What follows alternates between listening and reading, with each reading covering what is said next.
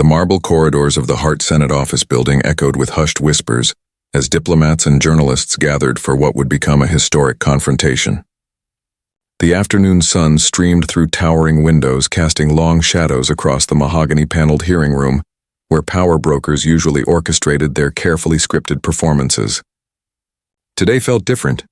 The air itself seemed charged with anticipation. News crews adjusted their cameras with unusual precision, sensing something momentous was about to unfold. The typical Washington theater was about to meet authentic African leadership in its purest form. Staffers moved with nervous energy, their usual confidence replaced by an inexplicable tension. Even the marble statues seemed to lean in, as if history itself was holding its breath. Ibrahim Traoré entered the chamber with the quiet dignity of a man who had faced down coup plotters and colonial powers. His military fatigue, simple yet commanding, stood in stark contrast to the expensive suits surrounding him. The young Burkina leader's eyes surveyed the room with the calm assessment of someone accustomed to hostile territory. He carried no notes, no prepared speeches, only the weight of his people's hopes and the unshakable conviction of his mission. Behind him, the colors of Burkina Faso seemed to flutter invisibly, a reminder of the red earth and proud heritage he represented. His presence transformed the sterile government chamber into something resembling a battlefield of ideologies. The corporate lobbyists in their pressed suits suddenly looked small and manufactured. Senator Ted Cruz occupied his position at the curved desk like a predator surveying his territory, his signature smirk already forming at the corners of his mouth. He had built his career on theatrical confrontations, turning Senate hearings into viral moments for his political brand. His staff had briefed him extensively on this African upstart, who dared challenge Western interests in his homeland. Cruz's fingers drummed impatiently against his nameplate, his body language broadcasting his intention to dominate this exchange. He was certain the cameras would capture his performance as he systematically dismantled another foreign leader's credibility. Before him sat his prepared questions like loaded weapons, each designed to embarrass and diminish. Today, he believed, would be another easy victory in his ongoing war against what he called anti-American sentiment. The gavel struck 3 times, reverberating through the chamber like thunder before a storm, and in that moment, 2 worlds prepared to collide with devastating force. Chairman Martinez called the hearing to order, his voice carrying the weight of diplomatic protocol as he introduced the witnesses. Ibrahim Traoré rose from his seat with measured grace, adjusting the microphone that seemed dwarfed by his commanding presence. He began speaking in his accented English, each word carefully chosen to convey the sovereignty of his nation. Honorable senators, I come before you not as a supplicant, but as the leader of a free people who— The sentence hung incomplete as Cruz's voice cut through like a blade. Sharp and dismissive. Mr. Traoré, if I may interrupt, your government's recent actions suggest otherwise. The room's temperature seemed to drop as the first blow was struck. Traoré paused, his dark eyes settling on Cruz with the patience of a teacher addressing an unruly child.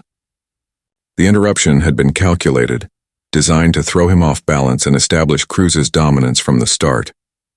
Around the chamber, seasoned diplomats exchanged meaningful glances, recognizing the deliberate disrespect. The young African leader's jaw tightened almost imperceptibly, the only sign of his inner response to the calculated insult. He had expected this, had prepared for exactly this kind of colonial arrogance disguised as senatorial privilege. His hands remained steady on the podium, his posture unchanged. The first test had been delivered, and his response would set the tone for everything that followed. Senator Cruz. Traoré's voice carried a new edge, respectful but firm. I appreciate your eagerness to engage. The slight pause before eagerness landed like a subtle counterpunch, drawing barely concealed smiles from several observers. His diplomatic training had taught him to find power even in moments of disrespect. The cameras caught the micro-expression of surprise flickering across Cruz's face. This was not the flustered reaction he had expected. Other senators shifted in their seats, suddenly aware they were witnessing something beyond typical political theater. The African leader continued, however, the people of Burkina Faso deserve to have their voice heard without interruption. His words carried the quiet authority of someone accustomed to being obeyed. The gauntlet had been thrown down with elegant precision. Cruz's smirk widened, mistaking Traore's measured response for weakness rather than strength, misreading the strategic patience of a man who had survived military coups and colonial manipulation. Through calculation instead of bluster, Traore resumed his testimony with unwavering composure, his voice heavy with ancestral wisdom as he spoke of his nation's right to self-determination. The people of Burkina Faso have endured decades of exploitation, watching their resources flow to foreign corporations.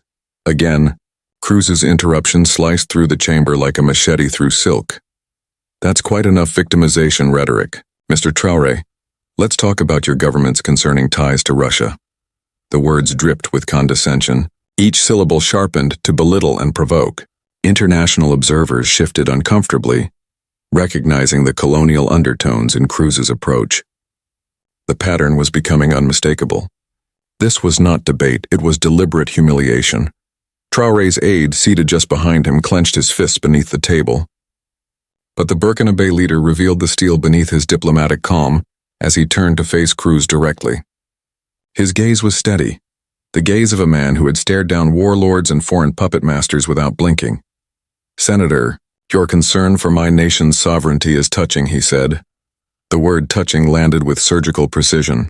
The sarcasm was subtle enough to deny, yet it lingered in the air like incense in a cathedral. Cruz's expression stiffened, realizing he had been outmaneuvered by the man he had dismissed as a mere soldier. Senators around the chamber leaned forward, fascination replacing indifference. Journalists sensed they were witnessing history and inched closer, pens and cameras ready. The atmosphere thickened with tension as observers began to choose sides. Veteran Washington reporters, usually numbed by predictable theatrics, found themselves captivated by Traore's mastery of deliberate disrespect.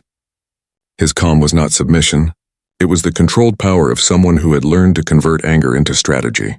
In the gallery, African diplomats sat taller, pride swelling as they watched one of their own refuse to be diminished.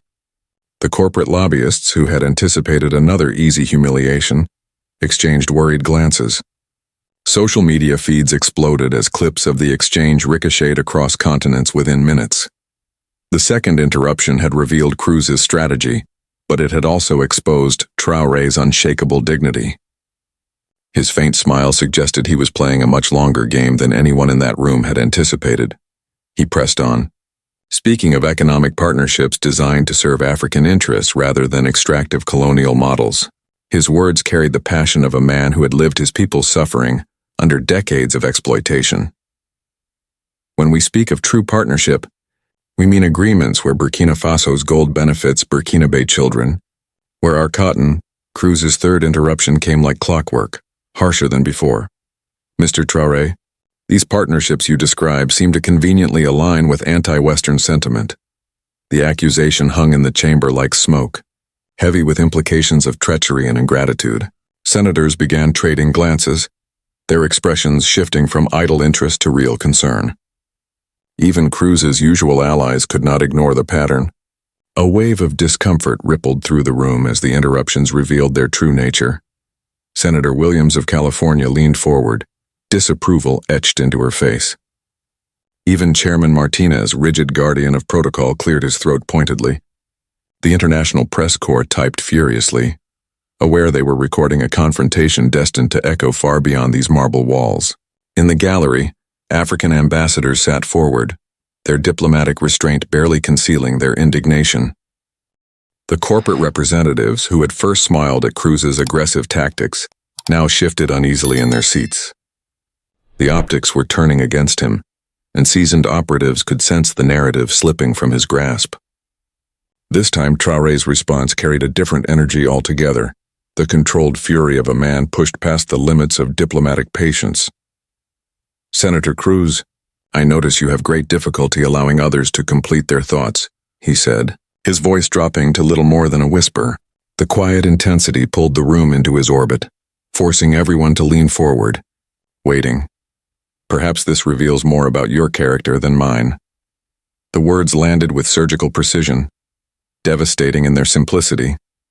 Cruz opened his mouth to reply, then faltered, uncharacteristically silent in the face of such direct challenge. The hearing room froze in stunned silence as the power dynamic visibly shifted. International observers exchanged knowing smiles. They had seen this kind of quiet authority before. The third interruption had awakened something dangerous in the young African leader, and Cruz himself seemed to sense he was no longer steering the narrative. Traore gathered himself to continue, his military bearing reflecting years of addressing hostile audiences who had underestimated his intellect. The transformation of Burkina Faso requires partners who respect our sovereignty, not masters who dictate our choices. Cruz's fourth interruption erupted with venom, his political instincts warning him he was losing control. Sovereignty, Mr. Traore? Your so-called sovereignty seems to come at the expense of democratic values and human rights. The accusation was sharp, meant to wound, an attempt to cast the African leader as nothing more than a dictator in fatigues. But this time the room reacted differently. Several senators winced at Cruz's tone. Senator Rodriguez, a moderate Republican, shook her head in visible disapproval. The staged humiliation was unraveling, spectacularly. As Cruz's mask of senatorial composure slipped, the shift in energy was unmistakable. Political veterans recognized what they were witnessing, a masterclass in dignified resistance. Chairman Martinez finally intervened, his voice carrying uncharacteristic steel. Senator Cruz, the witness deserves the courtesy of completing his statements. The rebuke, delivered by a colleague, sent a visible jolt through Cruz. His trademark smirk faltered for the first time.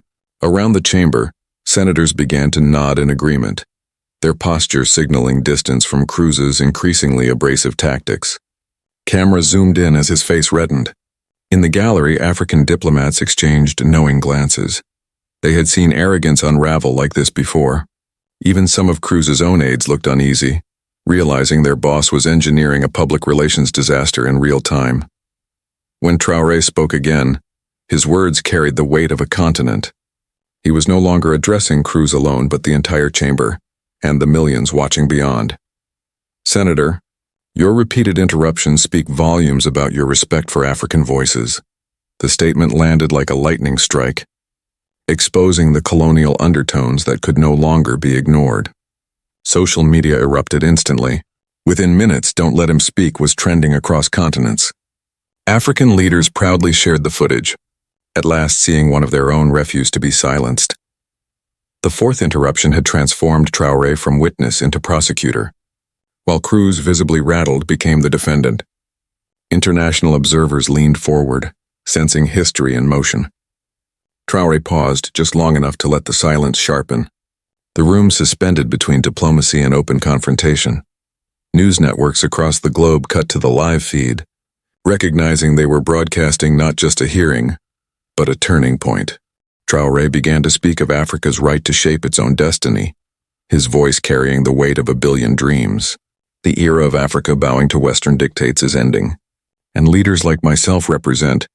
Cruz's fifth interruption cut in with raw desperation, his political survival instincts flaring. Mr. Traore, your inflammatory rhetoric threatens regional stability and democratic progress. The accusation rang hollow in the charged atmosphere, sounding less like authority and more like panic. International observers exchanged meaningful glances, recognizing the colonial desperation in Cruz's increasingly shrill tone. Across Africa, news anchors provided live commentary, their voices tinged with pride and anticipation. The hearing room had transformed into a global stage. Diplomats from dozens of nations watched a young African leader systematically dismantle the arrogance of American politics. French Ambassador Dubois shifted uneasily, sensing the implications for France's grip on the Sahel. British representatives whispered among themselves, suddenly anxious about their own extractive partnerships. Chinese observers leaned forward, recognizing the geopolitical earthquake unfolding before their eyes. Even America's closest allies began questioning the wisdom of Cruz's approach as international backlash mounted in real time. Social media platforms buckled under the surge of engagement. African dignity trended worldwide, fueled by outrage and solidarity across the global South. The fifth interruption had done what no summit ever achieved, unifying nations through shared indignation. This time, Traore's response carried the fury of centuries of exploitation and dismissal. His voice rose with righteous force. Senator Cruz, Your inability to allow an African leader to speak reveals the very mindset that has kept our continent in chains. The words detonated like a thunderclap, naming the unspoken truth hanging over every exchange. Cruz's face blanched as he realized the global optics of his own arrogance. Senators shifted away from him, some covering their faces in embarrassment. Corporate lobbyists typed frantically, knowing their clients would soon face worldwide backlash. International headlines were already forming. American senator silences African leader 6 times. The 5th interruption had stripped away the mask, exposing neo-colonial arrogance to the world. There was no hiding now. The chamber vibrated with tension as Traore straightened, his posture snapping into military precision. It was clear to everyone present that his next words would carry the weight of history. The presence of African ancestors seemed to cloak him like armor. Senators, the young people of Burkina Faso look to leaders who defend their dignity, not those who— Cruz's 6th interruption exploded with the rage of a drowning man. Enough, Mr. Traore. Your radical agenda threatens everything we've built in West Africa. The words hung in the chamber like a death sentence for decorum. Chairman Martinez slammed his gavel twice, his face flushed with fury at the complete collapse of Senate order. The international gallery erupted in barely restrained outrage as the mask of American respectability shattered in full view. Every camera in the room locked onto Traore. His composure didn't break, it transformed. He was no longer just the soldier president who had survived coups and foreign manipulation. In that instant, he became something larger, a vessel for history itself. His eyes burned with the accumulated pain of every African leader dismissed and humiliated in these very halls. Behind him, the silent presence of a continent seemed to rise. The 6th interruption had pushed the hearing beyond diplomacy. What followed would not be debate, but reckoning. Global news outlets held their breath, sensing history in the making. In the hearing room, even Cruz's closest allies scanned for exits as the political disaster unfolded live. Veteran senators, seasoned by decades of debates, recognized the moment as one that would redefine international relations. Corporate lobbyists frantically tallied the costs of being tied to this collapse, while African diplomats leaned forward, knowing their colleague was about to speak for an entire continent. Social media surged to record-breaking levels as the world braced for Traore's reply. A faint, knowing smile crossed his face. Justice long deferred had arrived. His grip on the podium tightened, every gesture radiating finality. The 6th interruption had crossed a line, and the silence that followed felt like a taut wire ready to snap. Slowly, Traore rose, his deliberate movement signaling the end of diplomatic restraint. His gaze swept the chamber, unblinking, taking in every senator, every camera, every witness to the reckoning about to unfold. Senator Cruz, he began, his voice charged with centuries of suppressed truth. You have interrupted me 6 times because you cannot bear to hear an African speak as an equal.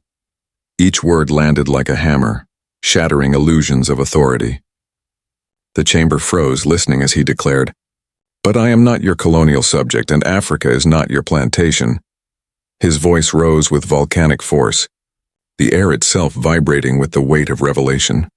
Cruz's face drained of color as he realized he had ignited something uncontrollable. "You interrupt me," Traore pressed on, "because you know leaders like me represent the end of your comfortable supremacy." The accusation hung like a blade over America's diplomatic image, cutting away the veneer of moral superiority. Senators sat paralyzed, their roles reversed before their eyes. Applause erupted from international observers, their restraint broken by the raw honesty of the moment. "Your 6 interruptions have revealed more about American foreign policy than any classified document ever could," Traore declared, his words resonating with the authority of a prophet. "You cannot silence African sovereignty no matter how many times you try to interrupt it." Cruz sat wordless, his career crumbling under global scrutiny. Lobbyists scrambled to salvage corporate reputations as social media exploded in celebration. Traore's defiance becoming the most watched political moment in internet history. The room sat stunned, the echoes of his words reverberating like aftershocks from a political earthquake. Cruz slumped in silence, stripped of his arrogance. Chairman Martinez's gavel shook in his hand as he struggled to restore order to a chamber that no longer obeyed old rules. Around him, senators exchanged uneasy glances. aware they had stumbled into a defining rupture in American foreign policy. Journalists typed furiously, capturing the instant the colonial order cracked beyond repair. In the gallery, African diplomats wept openly, their dignity vindicated before the world. Corporate representatives, who had expected Cruz's dominance, now sat frozen, calculating the colossal costs of this diplomatic disaster. The global reaction was instant and explosive. News networks across continents broadcast Traoré's words to audiences starved for African dignity. Paris rushed to distance itself from Washington's failure, while London scrambled to salvage its African ties. In Beijing, state media replayed the confrontation on loop, branding it proof of Western hypocrisy. Within minutes, Brazil's Lula voiced his support, soon joined by leaders across the global south who hailed the moment as historic. The ripple effects were immediate. EU officials convened emergency meetings to reassess their neo-colonial partnerships. Stock markets shuddered as investors sensed a geopolitical earthquake. Cruz's staff scrambled in vain to contain the disaster, as his career collapsed in real time. Even Republican leaders abandoned him, while Democrats sharpened their knives. At the State Department, frantic officials worked around the clock, knowing African embassies would cite this exchange for decades. Online, the response went supernova. Respect Africa and Traore truth dominated global trends. Scholars began framing the clash as a case study in neo-colonial resistance. Commentators noted that 7 words of defiance had done what decades of diplomacy could not: shift power away from marble halls that once dictated terms. Across African capitals, the response was jubilation. In Ouagadougou, crowds filled the streets, cheering as their young president dismantled American arrogance. In Accra, Ghanaians waved flags shouting "Africa first." Lagos universities erupted in spontaneous rallies, while Kenya's parliament paused its session to watch the clip. South Africa's Ramaphosa declared Traoré's words, "the voice of every African ever silenced by colonial arrogance." From Cairo to Cape Town, the sentiment was the same. At last, an African leader had said what generations had only dared to think. The shockwaves went global. France recalled its ambassador from Burkina Faso. Macron faced domestic pressure to defend his policies in Africa. EU leaders debated the Traoré effect as other African leaders adopted his defiant posture in negotiations.